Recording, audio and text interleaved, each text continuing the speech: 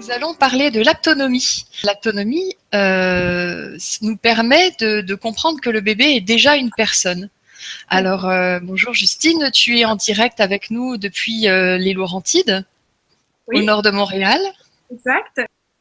Bonjour à toutes et tous, peut-être des futurs parents qui sont sur l'antenne. Alors, je suis ravie d'offrir cette conférence d'information. Je remercie aussi vivement Estelle Galaparoli pour sa magnifique organisation. Je vais vous partager finalement ma mission de vie, qui est une passion. J'ai pas l'impression de travailler parce que ça me met en joie tout le temps de pouvoir accompagner les futurs parents à accueillir leur enfant avec tendresse et respect et reconnaissance. Alors pour moi, parler d'autonomie, finalement, c'est parler d'espoir pour l'humanité. On est dans un monde qui se déshumanise et la majorité des êtres humains souffrent. Et pourtant, chaque être humain cherche à aimer et être aimé.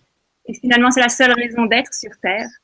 Alors, l'autonomie est là pour redonner les lettres de noblesse à l'humain, en l'humanisant dès sa gestation, car, comme tu le disais, le bébé est déjà une personne. Je veux juste vous informer que je vais vraiment vous partager concrètement ce qu'est l'autonomie pré- et postnatale au cours des séances, qu'est-ce qu'on cherche, quel est le rôle du père, de la mère. Parce que, bon, moi, j'ai été formée pour accompagner les couples, mais pas pour enseigner. Donc, je ne vais pas vous faire un cours magistral. J'ai pas la prétention d'aller vous déployer qu'est-ce que l'autonomie qui demande beaucoup d'expérience et aussi de formation en psychologie, en kinésiologie et beaucoup d'autres choses. Donc, il y a des personnes, rares personnes qui ont été formées que je vais laisser faire. Moi, je vais me cantonner à ce qui est au cœur du sujet finalement. Alors, tu es accompagnante à la naissance depuis 2009. Oui, alors c'est ça. J'ai fait ma formation en autonomie, donc qui s'est terminée en 2009, donc ça a duré 3 ans. C'est une formation où la première année, c'est un travail sur soi, une expérimentation, parce qu'un contact peut être très bon comme très mauvais. L'autonomie est basée sur le contact, sur le toucher. Et ensuite, c'est 2 ans de formation. Moi, j'ai fait la formation en psycho-autonomie et en autonomie pré- et postnatale, mais j'ai choisi effectivement de me lancer dans l'accompagnement à la naissance, qui est un grand privilège. Alors, j'ai accompagné des centaines et des centaines de couples, tant l'autonomie que la présence à l'accouchement, que les cours prénataux. Je suis aussi aide natale à la maison de naissance à Blainville, donc dans les Basses-Laurentides depuis 2009. Les sages-femmes reconnaissent comment l'autonomie peut aider le jour J et n'hésitent pas à m'utiliser. Je suis aussi instructrice en massage pour bébé depuis 2012, qui est une belle continuité aussi avec l'autonomie. Et je suis depuis le mois de février animatrice en chant prénatal aussi, qui va vraiment dans ce même sens de créer le lien affectif, la communication, bercer l'enfant avec un massage sonore finalement. Voilà. Alors, comment a été créée l'aptonomie et de quand ça date? Ça date des années 70-80 en fait. C'est Franz Wellmann, le père de l'autonomie, le fondateur, qui par des expériences assez horribles pendant la guerre, en fait, s'est penché sur sur l'humain finalement. Et en découvrant que certaines personnes, malgré des horreurs qu'elles vivaient, émanaient, exprimaient le bon en elles. Donc, il s'est demandé pourquoi il y a des personnes qui arrivent à maintenir cet état de bon. Et donc, il s'est dit, pourquoi ne pas essayer d'offrir ça dès la gestation? Enfin, je vous dis ça dans mes mots. En fait, il a reconnu, pour moi, il a reconnu le plus grand besoin de tout être humain.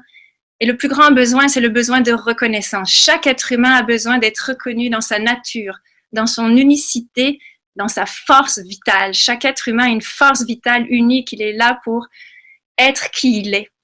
Et chaque être humain a besoin de sentir qu'il est important, qu'il a une place unique dans ce monde et qu'il peut oser être lui-même. Et pour ce faire, il a besoin d'avoir été confirmé en fait. La reconnaissance est une confirmation de qui il est, qu'il est unique et qu'il a des dons et des qualités et qu'il va pouvoir se déployer. Donc, l'autonomie permet vraiment d'aller confirmer ce bébé, lui donner une sécurité intérieure de base sur laquelle il va pouvoir s'ériger en naissant et toute sa petite enfance de plus en plus, parce qu'il va être dans la sensation, il aura reçu cet amour inconditionnel. Parce que finalement, la reconnaissance, c'est l'amour inconditionnel. C'est-à-dire qu'on accueille cet être, peu importe qu'est-ce qu'il va faire, d'ailleurs, on ne le connaît pas encore, et on l'aime déjà. Et on sait qu'il a plein de qualités, plein de dons. Et le rôle de parent, ça va être aller stimuler ses dons, le confirmer, lui transmettre vibratoirement ou concrètement qu'il est unique. Alors, on commence dès la gestation parce que la science a prouvé que le bébé a une sensibilité, perçoit son environnement, comprend finalement à un niveau les choses et surtout, il est capable de communiquer. C'est ce que dit Franz Wellmann, en fait, c'est que les bébés, les fœtus, ont déjà cette capacité humaine de communiquer. Alors, ce qui va induire toute l'intention de comment le père va contacter le bébé, donc sur le ventre, à travers le ventre de sa mère. On pourrait dire, pourquoi aller voir un spécialiste pour se mettre une main sur un ventre. On peut faire ça devant la télé, puis je mets la main dessus, puis c'est pas ça. C'est pas ça du tout. Et ça, c'est très important parce que quelque part, les personnes pensent que c'est pas si utile que ça, parce que ce bébé, ce qu'il va sentir, est-ce qu'il va faire la différence, dans quel état est son père ou sa mère. Et l'enfant perçoit vraiment dans quel état, dans quel niveau de présence est son enfant, en fait. C'est comme s'il percevait au niveau des fréquences ou des vibrations l'ambiance qui l'entoure. Et oui. Comment est-ce qu'il peut percevoir le père, alors justement, donc avis à tous les futurs papas? Alors, c'est sûr qu'il le reconnaît par la voix. Hein. Mais moi, j'ai remarqué, même quand je vois les couples 6 à 7 fois avant la naissance, puis quand je les revois après la naissance et que je me mets à parler, l'enfant se tourne. Pourtant, j'ai parlé que 6 heures, et encore. Et la mère sent très, très bien que l'enfant reconnaît le père quand il arrive le soir. Donc, c'est sûr que la voix, c'est déjà quelque chose de très important. Et là, avec sa main, qu'il va déposer sur le ventre de sa mère, il sent, c'est une énergie spéciale, c'est une présence spéciale, unique, c'est son père. La science peut le prouver. C'est sûr que c'est une vibration, c'est une énergie. On a tous un parfum. Hein. Nous-mêmes, entre nous, on voit les différences d'une personne à l'autre au niveau de qui on est, de la couleur. Le bébé, déjà, donc ça prouve vraiment qu'il est une personne et ça prouve vraiment que malgré son petit corps, il est déjà complet et il a plein de facultés. Et ça, c'est très, très important parce que le père et la mère vont avoir un comportement complètement différent quand il va être en communication avec lui, puis même juste de le porter, de savoir que cet enfant sent. L'autonomie met vraiment l'accent sur le toucher, sur l'aspect thérapeutique du toucher. Est-ce que tu peux nous développer un peu cet aspect? Oui. En fait, la peau est le premier organe à se développer intra-utérus à peu près vers 8 semaines. Et c'est notre plus grand organe finalement, et c'est le dernier à s'éteindre à notre mort.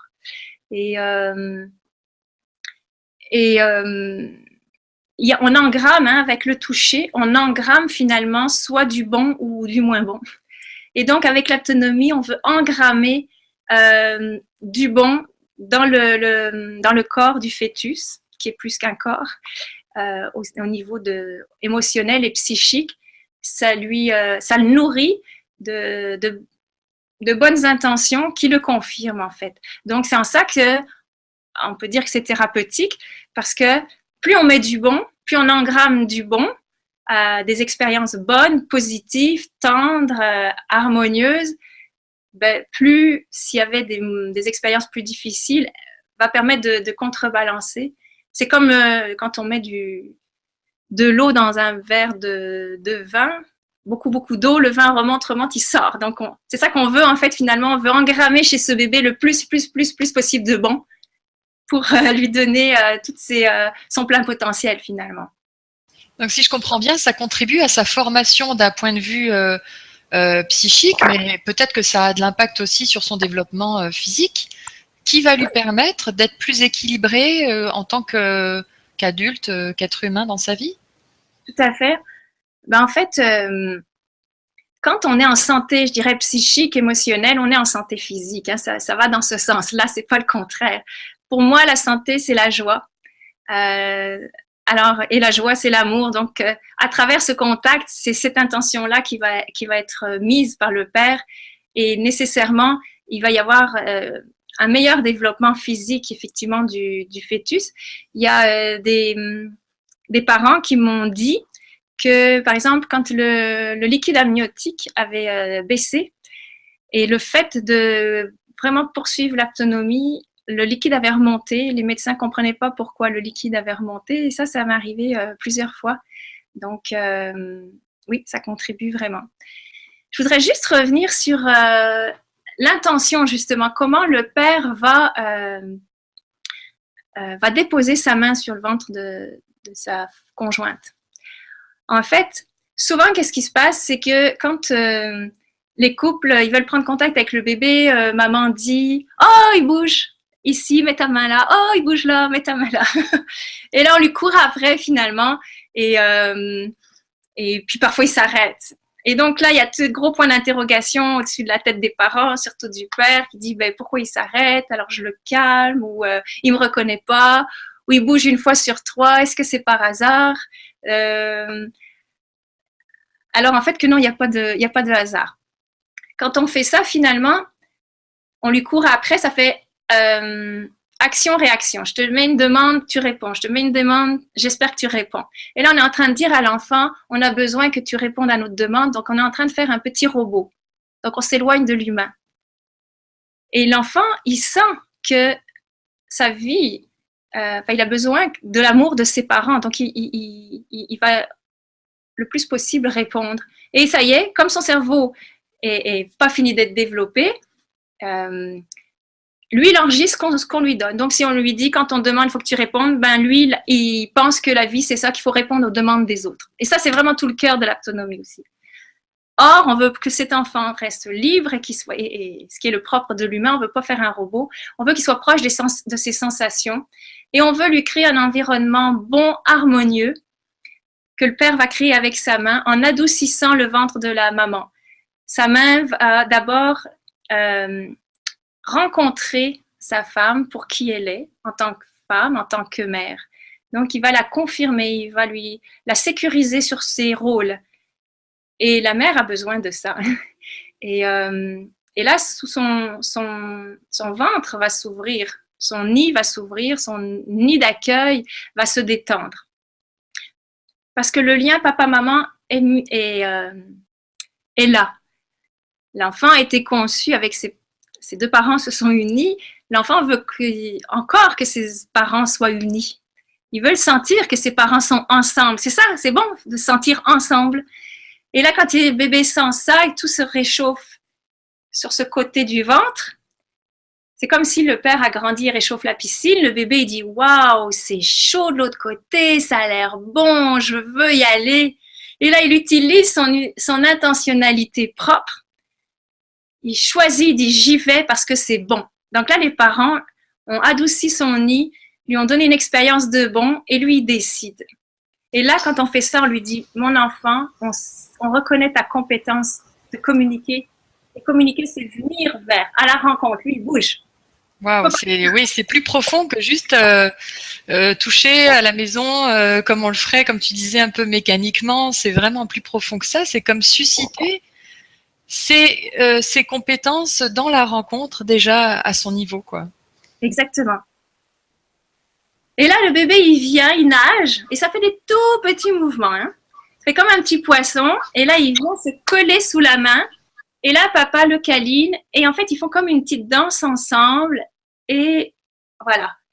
Le bébé explore la main, il est comme un petit chat, puis il va se faire câliner derrière les oreilles, comme ça.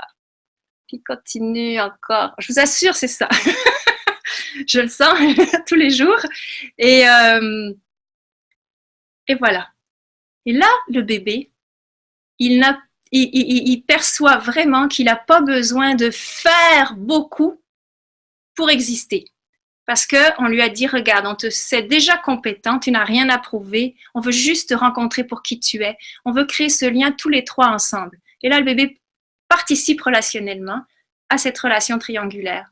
Donc lui, le bébé, il n'y a pas de suradaptation, il n'y a pas d'objectif à atteindre. Il est accueilli inconditionnellement, on lui dit, regarde, on sait que tu es tout là, tout parfait, viens vers nous simplement si tu veux.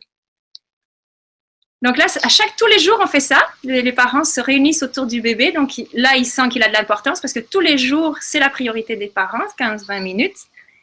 Et tous les jours, il expérimente. Waouh, mon nid est plus beau et plus doux. Et je décide d'y aller. Je me joins à mes parents et on est tous les trois ensemble et c'est bon. Et là, ce sont donc des exercices à faire quotidiennement? Oui, tout à fait. Une rencontre. En fait, ce n'est pas des exercices. Tu fais bien de me reprendre. Je dire au début que c'est pas l'autonomie, ce n'est pas une technique, c'est une approche humaine. Donc en fait, c'est des invitations. La première fois, je vous m'y mets, oh bébé est là, bébé est là. Là, c'est plus une technique, une demande. Là, on crée le nid, c'est une invitation. Donc là, le bébé se sent vraiment humain. Il sent vraiment que malgré son petit corps, il est une personne humaine comme toi et moi, comme vous tous. C'est pas le corps qui définit la grandeur de la personne. C'est pas petit corps, petite faculté, non? Il a vraiment. Et alors, tous les jours, il sent qu'il a de l'importance parce que tous les jours, il y a la rencontre, puis lui s'habitue. Et alors, l'idéal, c'est que les parents fassent tous les jours à la même heure parce que lui, il enregistre l'horaire. Donc, si les parents sont en retard, lui, bing, bang, bang, eh oh, je suis là. Je compose le numéro, il y a quelqu'un au bout, finalement. Et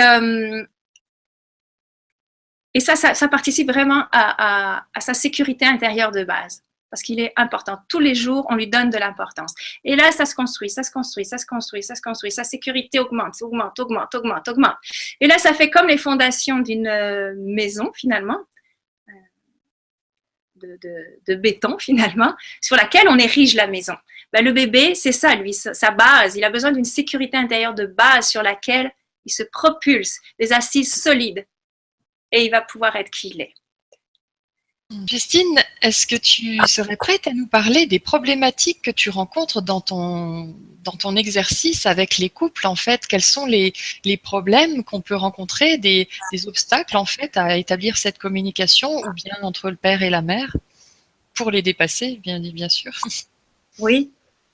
Bah, en fait, déjà, c'est important que le couple aille bien. Parfois, il y a des couples qui me disent on veut se retrouver, l'arrivée du bébé n'était pas prévu, ça crée un bouleversement incroyable dans notre couple, on était sur le bord de se séparer, ou pas sur le bord de se séparer, mais on était vraiment dans une période de grosse remise en question. Et là, ils pensent que l'autonomie va réparer et va déculpabiliser l'enfant ou l'épargner de tous les soucis. Et en fait, non, ça va faire le contraire.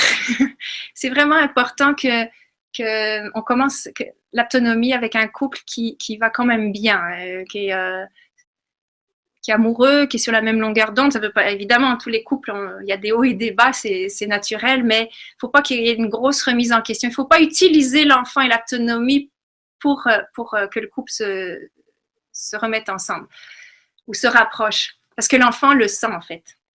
Et ils se sentent responsables de la problématique des parents.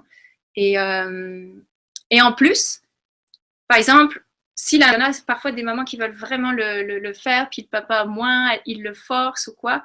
Et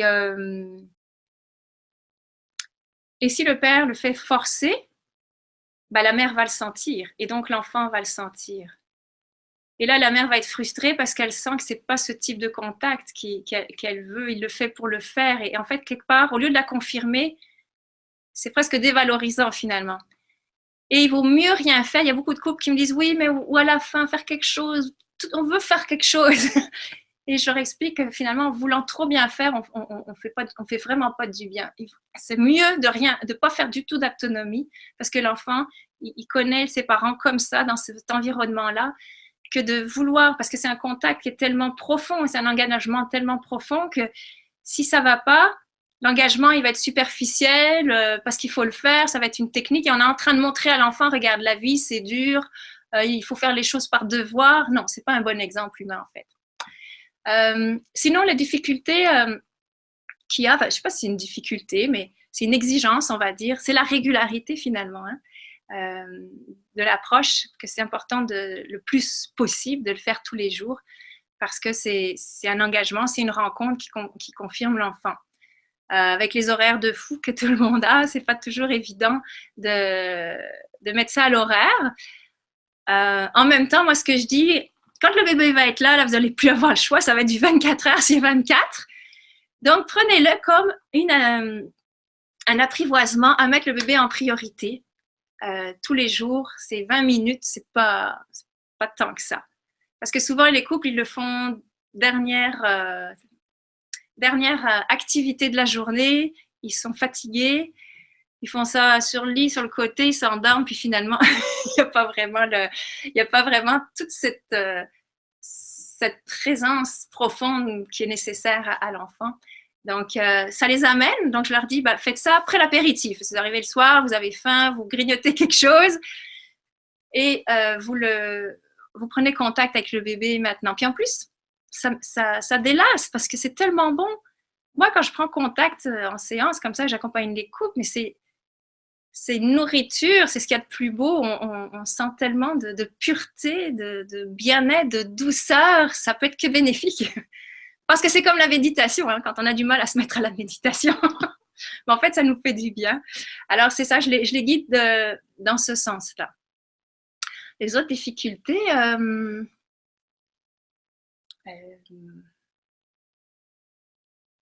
qu'est-ce qu'il y aurait moi, mon but, c'est pas vraiment, c'est de confirmer les parents aussi, surtout donner confiance au père, parce que parfois le père, il a les mains moites, il tremble un peu, il a peur, il veut bien faire. et puis, ça demande aussi une certaine ouverture, que quelqu'un d'autre apprenne à un père de prendre contact. Donc, je fais avec beaucoup à la fois de profondeur et de légèreté dans la joie et de vraiment, vraiment confirmer le père. Je lui dis, tu l'as déjà en toi, ce bon contact. Là, tu viens là juste parce que je veux juste t'aider à le faire émerger. Tu l'as, c'est acquis, mais tu l'as juste un peu oublié avec le quotidien qui est rapide. Puis on ne nous a pas forcément guidés comme ça à avoir une finesse de sensation, un niveau de présence plus profond. Donc, voilà, moi, mon but, comme le père doit confirmer la mère et l'enfant, moi, je confirme le père et la mère. Pour vraiment les encourager et qu'il ait confiance dans son contact. Alors, comment ça se passe si le père ne se sent pas concerné et que la mère aimerait l'intéresser à avoir ce contact dans l'intérêt de l'enfant? Est-ce que c'est une bonne chose d'essayer de le motiver ou est-ce que ça doit vraiment venir de lui, comme tu expliquais, vis-à-vis de comment ça se passe après, que le contact n'est plus qualitatif, c'est à la limite contre-productif par rapport au but recherché? Ouais. Moi, ce que je propose dans ces cas-là, je dis, venez à la première séance. C'est la première rencontre, c'est une rencontre où on fait connaissance. Moi, j'apprends à connaître les valeurs du couple, comment ils vivent l'aventure de la grossesse, depuis l'annonce de la grossesse, comment ils veulent être parents. Donc, en fait, j'ai fait parler sur eux par rapport à la grossesse. D'ailleurs, c'est super intéressant parce qu'ils apprennent beaucoup l'un de l'autre. C'est des choses comme, ah oui, tu penses ça, ah, t'as vécu ça, ok.